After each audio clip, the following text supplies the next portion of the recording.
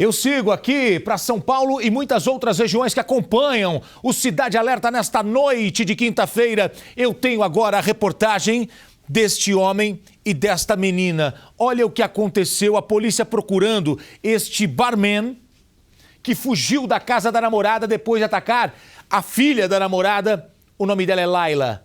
Nós vamos até Osasco, na Grande São Paulo. Laila é uma jovem de apenas 20 anos e naquele dia ela tinha ido visitar a mãe. No momento em que ela estava dormindo, Júnior entrou no quarto armado com uma faca e partiu para cima de Laila. A menina reagiu, mas foi atingida. A mãe de Laila chegou e por pouco também não foi agredida. Por sorte, um vizinho ouviu o barulho e ajudou mãe e filha, Kátia e Laila. Kátia, a mãe da Laila, já tinha sido agredida pelo Júnior, mas teve um dia que ela resolveu perdoar e recebeu o companheiro de volta. Reatou o relacionamento, mas ela não sabia que a próxima vítima seria a própria filha dela. Vamos ver. Aos 20 anos, Laila já precisa lutar pela vida. A jovem foi vítima do próprio padrasto enquanto dormia. A madrinha dela não esconde a revolta diante do que aconteceu com a garota. Meiga, dócil, tranquila. Era aquela menina que você podia estar brigando com ela, que ela só sabia falar pra você, tá bom. E acabou sendo vítima desse monstro. Com certeza. Enquanto dormia. Enquanto dormia, covardemente. A avó se emociona ao lembrar que Laila sofreu pelo menos 30 golpes de faca. Isso tudo dentro da casa da mãe dela. O padrasto Júnior não parou por aí. Tentou ainda abusar da própria enteada. Dona Santina não esquece do momento em que visitou a neta no CTI do hospital. Uma imagem de sofrimento que ela jamais vai tirar da memória. Não tenho palavras, sabe, para descrever tanto sofrimento que essa menina teve. A senhora chegou a vê-la no hospital? Eu fui vê-la domingo, mas eu não suportei em vê-la daquele jeito, toda inchada. Até hoje eu não consigo acreditar da maneira que essa menina estava. É um dia muito triste da sua vida. Muito triste, muito mesmo. Eu nunca imaginei ver minha neta daquela situação. No dia em que tudo aconteceu, Laila foi visitar a mãe, Kátia, em Osasco, na Grande São Paulo. Chegando na casa, se deparou com o padrasto Júnior. A relação entre eles nunca foi boa. Mesmo assim, Laila decidiu ficar para passar o final de semana ao lado da mãe. Já na primeira noite, o ataque de fúria de Júnior por pouco não terminou em morte. A vítima Laila dormia no quarto, enquanto a mãe dela, a Kátia, e o padrasto Júnior conversavam aqui na cozinha que fica bem ao lado. Depois de algumas horas, o Júnior pediu para Kátia comprar uma garrafa de vinho em um bar que fica na mesma região. Tudo muito rápido. A Kátia demorou cerca de 15 minutos.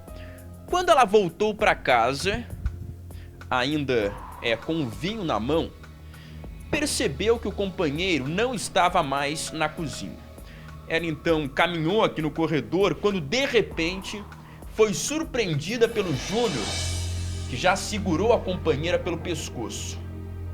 Mesmo assim, ela percebeu que a filha estava caída bem ao lado da cama, toda ensanguentada. E em cima da cama, a faca usada no crime. Foram pelo menos 30 golpes, segundo os médicos. A Kátia começou a gritar pedindo socorro, desesperada diante da filha caída ao lado da cama. Um vizinho ouviu os gritos de socorro e decidiu invadir a casa. Ele se deparou então com o Júnior tentando agredir a companheira. Mesmo assim, esse vizinho separou o casal, arrastou o Júnior e conseguiu empurrar o rapaz escada abaixo. Ele rolou até o outro andar e, mesmo machucado, voltou, subiu a escada pegou a chave da moto e fugiu. A partir daquele momento, com o criminoso fora, começou a preocupação de salvar a garota que estava no quarto. O vizinho, então, carregou no colo a Laila e foi até a rua, onde parou o primeiro carro que passou. A motorista deste veículo voltava de um velório e decidiu ajudar o pessoal que nem conhecia. Foi o que salvou a menina. Os médicos disseram que se ela esperasse pela chegada da ambulância, poderia ser tarde demais. Ele é um monstro. Teria tido algum motivo para tanto ódio? Não sei. Psicopata. Ele é um psicopata. Ele tem prazer em esfaquear mulheres.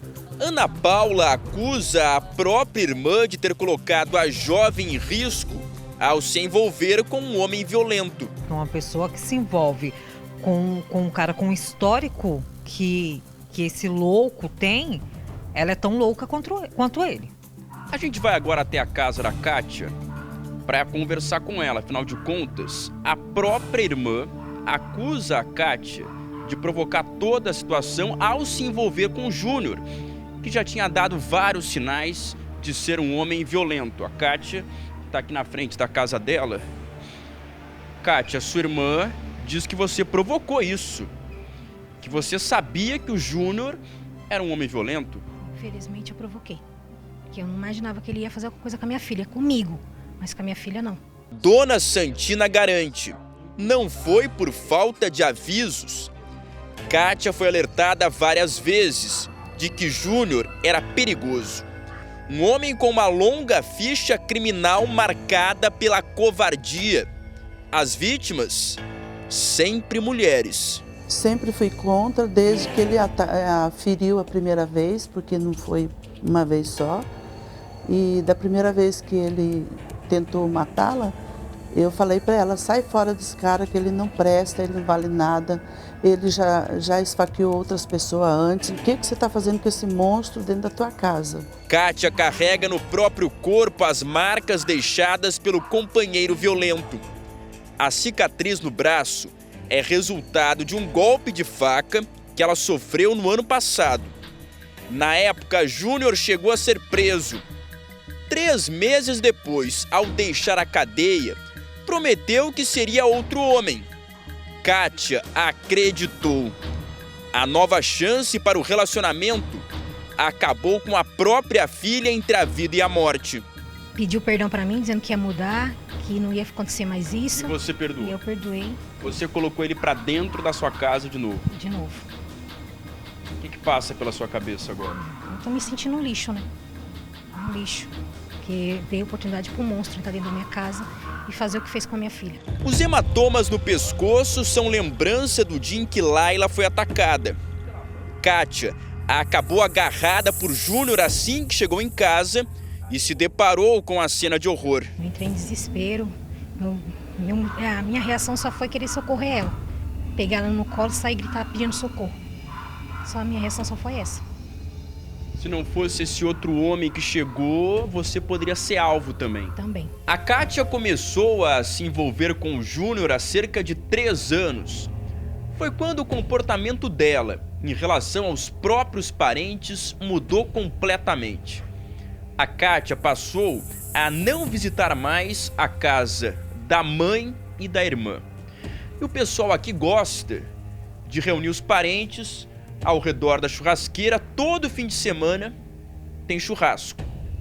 Só que a Kátia simplesmente não aparece. É que todos aqui são contra o relacionamento dela com o Júnior. E não é por acaso. Existe todo um histórico de agressão e violência.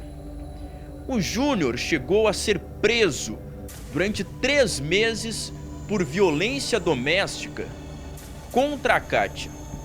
Por isso que a irmã dela, a Ana Paula, falou para a irmã largar esse homem. Todos os conselhos não foram ouvidos. Não, ela não escutava ninguém. A minha mãe falava, nós falávamos, meu pai falava, larga esse cara, você vai acabar arrumando para sua cabeça, e ela nunca deu ouvido. Nós sempre esperávamos que isso fosse acontecer com ela. Não com a sua sobrinha? Não, com a nossa sobrinha. Depois dessa união da Kátia com o Júnior, as filhas dela se mudaram para cá. Passaram a viver com a tia e com a avó.